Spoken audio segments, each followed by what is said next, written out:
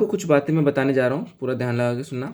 जैसे कि अगर पहली बात है कि रेस्पिरेशन क्या होता है, कुछ बड़ी चीज़ नहीं है, बहुत छोटी सी चीज़ है। रेस्पिरेशन रेस्पिरेशन क्या होता है?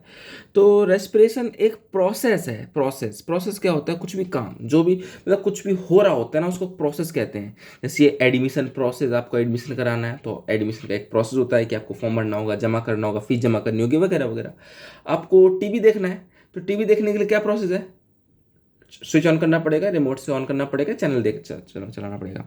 तो अल्टीमेटली प्रोसेस मतलब सिर्फ कुछ होना, कुछ काम करने का तरीका, वो होता है प्रोसेस, कि वो कुछ काम हो रहा है, प्रोसेस। ठीक। तो सबसे जो हमारी साइंस की बुक में है वो है रेस्पिरेशन। तो रेस्पिरेशन भी एक प्रोसेस है, प्रोसेस एक काम है, जिसमें कि हम एयर, अपने आसपास जो एयर है उसमें बहुत सारी गैसेज है। मेन हमारा काम ऑक्सीजन से, तो मैं ऑक्सीजन की बातें करूंगा। हमारे आसपास जो ऑक्सीजन है, ऑक्सीजन हमारी नाक में जाती है, नाक से विंड पाइप के थ्रू होती हुई यहाँ तक आती है। विंड पाइप फिर हमारी लंग्स कनेक्टेड है। ठीक है, फेफड़े हमारे लंग्स, लंग्स में कनेक्टेड है छोटी छोटी नसें, वो छोटी छोटी नसें फिर दिल में कनेक्ट है, और दिल से फिर पूरी बॉडी की नसें कनेक्ट है। तो ऐसे और नसों में खून। हम जो भी खाना खाते हैं उसमें होता है कार्बोहाइड्रेट, चाहे कार्बोहाइड्रेट बोलो, चाहे कार्बोहाइड्रेट बोलो, चाहे स्टार्च बोलो, चाहे शुगर बोलो, चाहे सुक्रोज बोलो, कुछ मतलब ये सारे नाम एक ही चीज़ के बारे में है। ठीक है, तो हमारे खून में है कार्बोहाइड्रेट।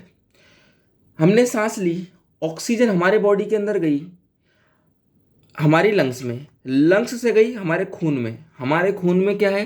कार्बोहाइड्रेट। ये आई ऑक्सीजन, ये रहा कार्बोहाइड्रेट। ऑक्सीजन कार्बोहाइड्रेट मिल गए तो एनर्जी और कार्बन डाइऑक्साइड गैस बन गई। एनर्जी हमने यूज कर ली अपने काम में, और कार्बन डाइऑक्साइड हमने सांस निकाल छोड़ दी, सांस ली, ऑक्सीजन, ऑक्सीजन अंदर गई, खून और ऑक्सीजन मिलके एनर्जी बनाया, और कार्बन डाइऑक्साइड गैस बनाई। एनर्जी से हमने अपना काम कर लिया और कार्बन डाइऑक्साइड गैस हमने छोड़ दी। इतना सा काम है रेस्पिरेशन। बस सांस लेके एनर्जी को यूटिलाइज करना, एनर्जी बनाना। सांस ले रहे हैं तो जो एनर्जी बन रही है बॉडी के अंदर, उसको रेस्पिरेशन कहते हैं। और अब ब्रीथिंग क्या होता है? ब्रीथिंग सिर्फ सांस लेना छोड़ना ब्रीथिंग है। जैसे मैं सांस ले रहा हूं या छोड़ रहा हूं, ले रहा हूं छोड़ रहा हूं, ये ब्रीथिंग है, सांस लेना छोड़ना। पर सांस लेने छोड़ने के साथ में उस सांस का अंदर जाना, लंग्स में जाना, फिर खून में मिलना, फिर खून में जो कार्बोहाइड्रेट है, मतलब खाना, कार्बोहाइड्रेट और ऑक्सीजन, दोनों चीजें मिलके एनर्जी और कार्बन डाइऑक्साइड गैस बनाना, एनर्जी, इसी को कहते हैं रेस्पिरेशन। इतना सा प्रोसेस है रेस्पिरेशन। क्लियर हो गया रेस्पिरेशन? ठीक है, मैं आपको एक दोबारा एक चाहूँ तो मैं आपको ऐसे डायग्राम में भी बता सकता हूँ, थोड़ा दिमाग लगा के देखना है यहाँ पे। ये हमारा विंड पाइप है, मतलब ये हमारा मुंह है, ये नोस्ट्रिल्स मान लो, नाक है। यहाँ से ये विंड पाइप गया, ये हमारे फेफड़ों में। ठीक है, अब ये हमारे लंग्स हैं। ये लंग्स में ना छोटी छोटी नसें कनेक्ट है, वो 10th में आप डीपली पढ़ेंगे कौन सी क्या क्या कहते हैं उनको। फिर और यहाँ पे हमारा दिल है, तो वो नसें दिल में कनेक्ट हैं। ठीक है, और फिर दिल से पूरी बॉडी में कनेक्ट है। तो अल्टीमेटली जो हमने ऑक्सीजन ली, ऑक्सीजन बॉडी के अंदर आई, ऑक्सीजन बॉडी के अंदर आई, खून में मिली।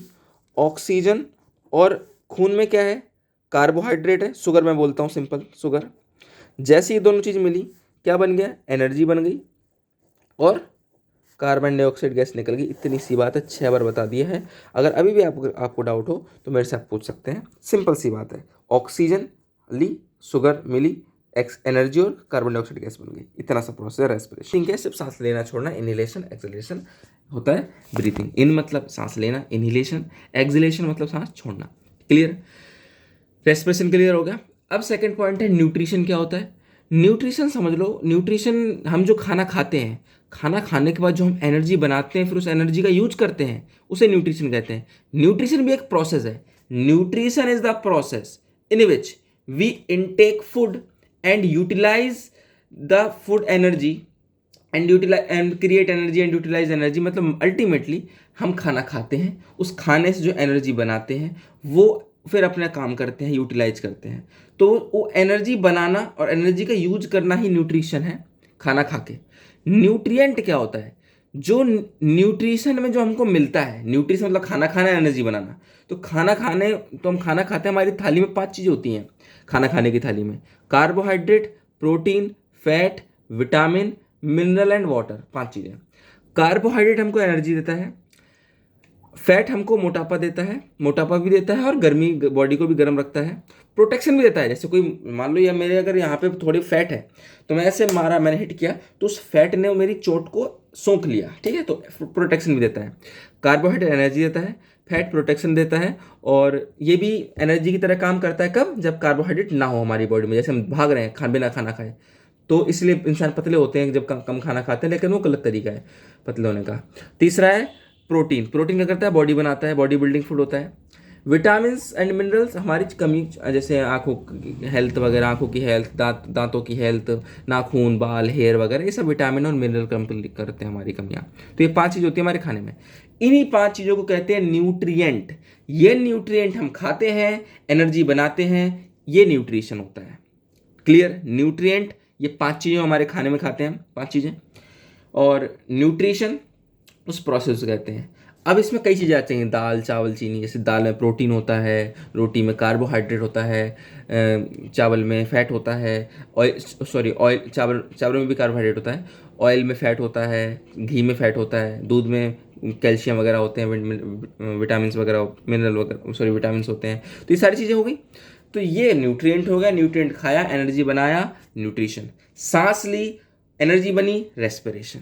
क्लियर? Very good.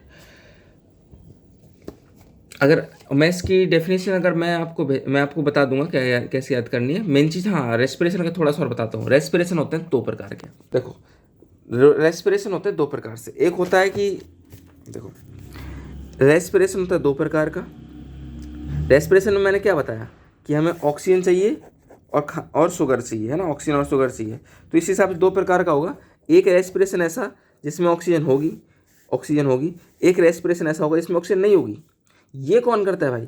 ये करता है फंगस वगैरह, ईस्ट वगैरह, ये हम लोग करते हैं, इंसान वगैरह हम लोग, ठीक है। अब तो जो जिसमें ऑक्सीजन चाहिए होती है, जिस प्रकार जब सांस लेके एनर्जी बनानी है तो जिसमें चाहिए होती है ऑक्सीजन, उसे हम कहते हैं एरोबिक रेस्पिरेशन। एरोबिक रेस्पिरेशन, इसको ट्रिक से याद करो। एयर मतलब हवा, तो एरोबिक रेस्पिरेशन में ऑक्सीजन चाहिए। एक होता है एनारोबिक मतलब ना, मना कर रहा है कि मतलब इसको ऑक्सीजन नहीं चाहिए, ठीक है, ये ट्रिक हो गई। अब एरोबिक रेस्पिरेशन भी 2 प्रकार का हो गया। या तो ऑक्सीजन कम है, या तो ऑक्सीजन ठीक ठाक है। अगर कम हुई तो दर्द होता है शरीर में, जैसे हम भागते हैं, सांस फूलती वगैरह हमारी है तो दर्द होता है, तो ऑक्सीजन कम है, हम कम ले पा रहे हैं। ठीक ठाक ले रहे हैं तो बस बढ़िया है, काम है, एनर्जी बन रही है, ठीक है। समझ आ गया होगा आपको? ओके, इतना पे याद कर लेना इनकी, और कोई डाउट रहे तो पूछ लेना। इंग्लिश में डेफिनेशन भी समझा दूंगा मैं वर्ड टू वर्ड, बस मेहनत करो, वर्ड मीनिंग से याद करो। यही है, चलिए ठीक है, बाय।